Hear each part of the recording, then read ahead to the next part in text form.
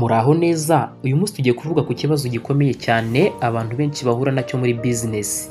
Waba warigeze kugira umuntu ushinga business yawe ukajya uyisanga yahombye? Waba warigeze se kubona ko umuntu uwizeraga yakoresheje amafaranga nabi cyangwa akagira ibyo aguhisha bigatuma business yawe ihomba?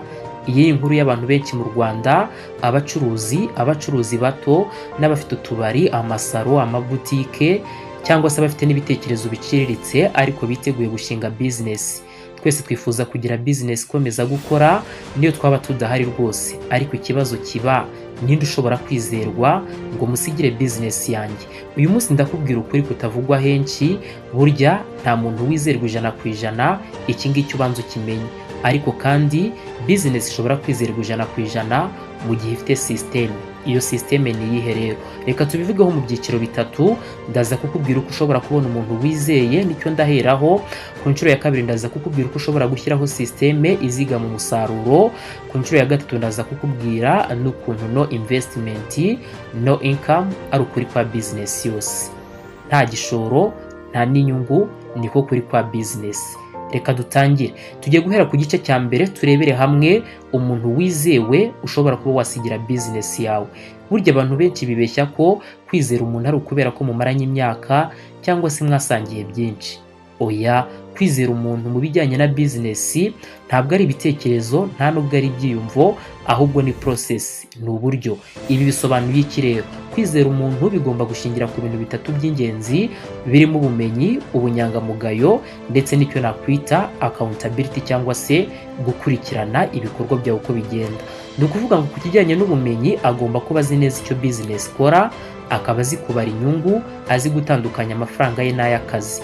Ku bijyanye n'ubunyangamugayo, nubwo mu by'ukuri ari umuntu w'umunyakuri usanzwe unamufata nk'inshuti yawe, ariko se azaguma ari umunyakuri no mu gihe yabuze amahitamo muri business?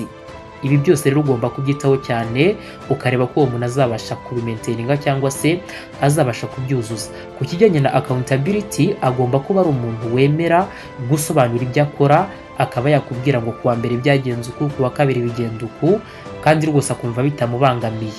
Mu by'ukuri kuba yakugaragariza ibyo akora ndetse n'umusaruro uri kuvamo bigomba kuba ari ibintu bitari bumubangamiye, kuko buryo hajemo kuba byamubangamira niho usanga nyine abafitemo amakosa, kuko kugaragaza ibintu wakoze neza icyo gihe nta pfunwe bitera. Ibi byose rero ntabwo bivuka ku muntu, biratoranywa. Ni wowe nyiri business, ugomba kwigisha umuntu icyo ushaka ko akora n'uko ubishaka, kandi ntumushyiremo amafaranga menshi mbere y'uko umugerageza. Niba ufite butike, tangira umuha inshingano nto nko kumenya stock ya buri munsi. Niba ari muri bare, tangira umuha gahunda yo kugenzura ibiciro n'abakozi. Niba ari muri projet runaka, tangira umuha iby'ibanze, witegereza uko yitwara. Iyo umutoje umumenya neza, ni nabwo rwose utangira kumwizera kubera ibyo wagiye ubona nyine ashoboye ndetse n'ibyo ubona adashobora kuba yakora. Ariko ibyo byose bikaba utagendeye ku byiyumvo cyangwa se icyo nakwita feelings. Reka twigire ku gice cya kabiri. Aha ngaha ho tugiye kuba tureba ese ninde mwizerwa w'ukuri muri business? Ese ni wa muntu ushyizemo cyangwa ni system? Reka nkwibutse iki kintu. Burya umuntu ashobora kukugirira neza ariko akabura discipline yo gukorera business yawe neza, kuko ikintu gikomeye mu bucuruzi ntabwo ari umuntu w'umunyakuri gusa, ahubwo system muri business niyo ikora. System ni iki se? Ni uburyo bwo gukora ibintu ku buryo bwose bigaragarira buri wese, kandi mu by'ukuri bikaba byanditse.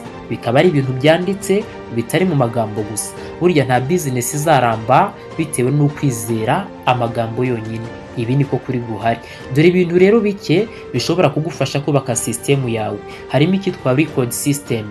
Aha ngaha buri kintu cyose kigomba kwandikwa, icyo uguze, icyo winjije ndetse n'icyo utanze. Ushobora gukoresha nka cashbook, ushobora gukoresha Excel cyangwa se n'izindi application nka QuickBooks cyangwa se DukaPay, izo zose zirabikora.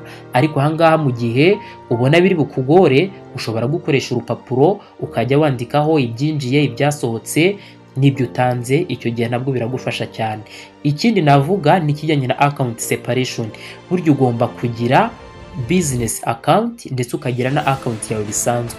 Ntukagire aho wagera ngo ufate business uyihuze n'ubuzima bwawe, by'umwihariko ku bijyanye n'amafaranga.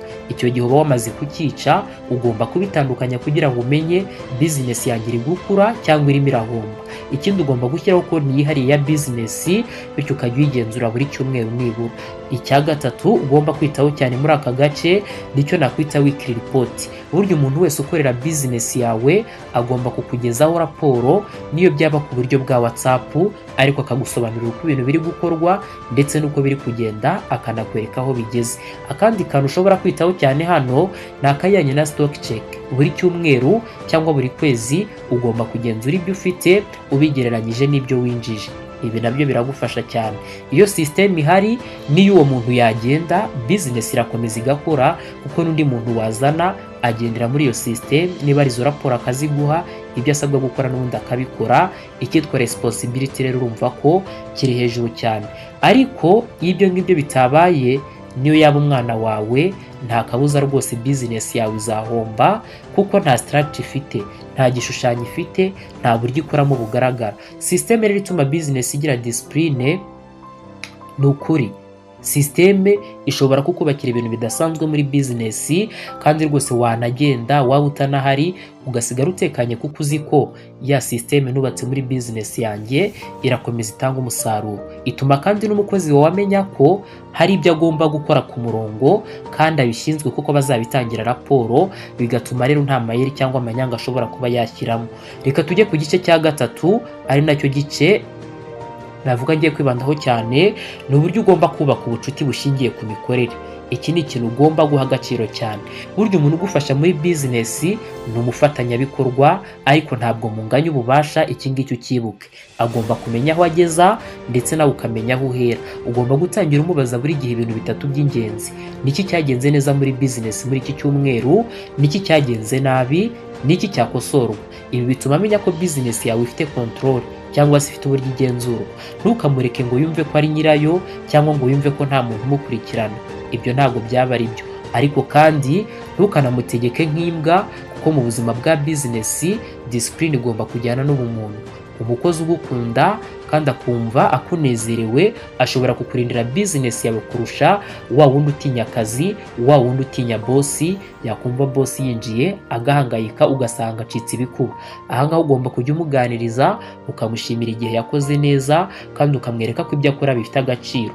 Iyo ukoze ibi uba umutoza kuba umwizerwa, bitari ukubera ko umuzi gusa, ahubwo ari ukubera systeme wamushyizemo yo kubona kumwifuzamo ikintu kizima, ndetse unamubonamo agaciro muri business yawe. Igice cya nyuma aricyo no investment no income, bisobanuye ngo niba utashoye nta n'inyungu wabona. Aho niho benshi rero bakunze kugwa cyane. Bifuza gukora business neza, nyamara ntibashora umwanya, amafaranga cyangwa ubwenge. Investment burya abantu benshi bibeshya ko ari amafaranga, ariko ntabwo ari amafaranga gusa. Investment ni igihe, ni ukwiga, ni ugukurikirana ibyo ukora. Abantu benshi baravuga ngo nashoye miliyoni 2 muri business ariko nta nyungu mbona. Ariko wowe washoye iki kuri management system? Nibyo washoye izo miliyoni 2 muri business, ariko si uburyo zikontororwa. Wishyuye iki? Washoye iki mu guhugura abakozi bawe? Washoye iki mu bijyanye no kwamamaza ibikorwa byawe? Birumvikana ko gushora ntabwo ari ukuvuga ngo washoye amafaranga gusa muri business nk'igishoro, ahubwo hari ibishoro byinshi bitandukanye. Ugomba kumenya twamamaza gute, abakozi banjye bafite ubuhe bumenyi, niba bakeneye ubundi ukaba wabongera, ndetse n'ibindi by'ingenzi cyane muri business. No investment, no income. Nta gushora, nta no kwinjiza. Iri ni ihame ry'ukuri kuri buri rwego rwa business. Niba utashoye mu kumenya uko business ikora, uzahora ushinja abandi. Niba utashoye mu kuyikurikirana, uzabona amafaranga asohoka ntumenye aho ajya. Niba utashoye mu kwigisha uko ubucuruzi bukora muri iki gihe, ikizwi nka digital age, icyo gihe uzasigara inyuma cyane. Iyo business yawe kurusha ubwenge iraguhombya nta kabuza, ariko iyo uyirusha structure, icyo gihe irakugaburira. Reka soze rero nkwibutsa ibi bintu 5 bizagufasha kubaka business ikomeza gukora niyo waba udahari rwose. Icya mbere ugomba gushyiraho structure, kuko nta business itagira amategeko yayo.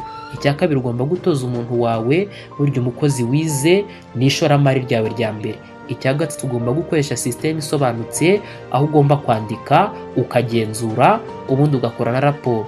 Icya kane ugomba kuba mu buzima bwa business yawe. Niyo waba uri kure, ugomba kujya uyumva mu mutima wawe, bityo ugakomeza kuyikurikirana ukamenya ibintu aho biva n'aho bigeze. Icya gatanu ni remember, no investment, no income. Ugomba kubyibuka ko nta gishoro, nta n'inyungu. Iyo ubikoze uzabona ko rwose bitari ngombwa kuba aho ngaho muri business buri munsi kugira ngo business yawe ikore, kuko business nziza ibirimo nyine abantu beza gusa, ni business ifite discipline, ifite systeme no gushora mu bumenyi. Ibi ngibi bizagufasha cyane. Ndizera ko wasobanukiwe n'iki kibazo gikomeye abantu benshi bafite hirya no hino mu gihugu cy'u Rwanda ndetse no hanze y'u Rwanda.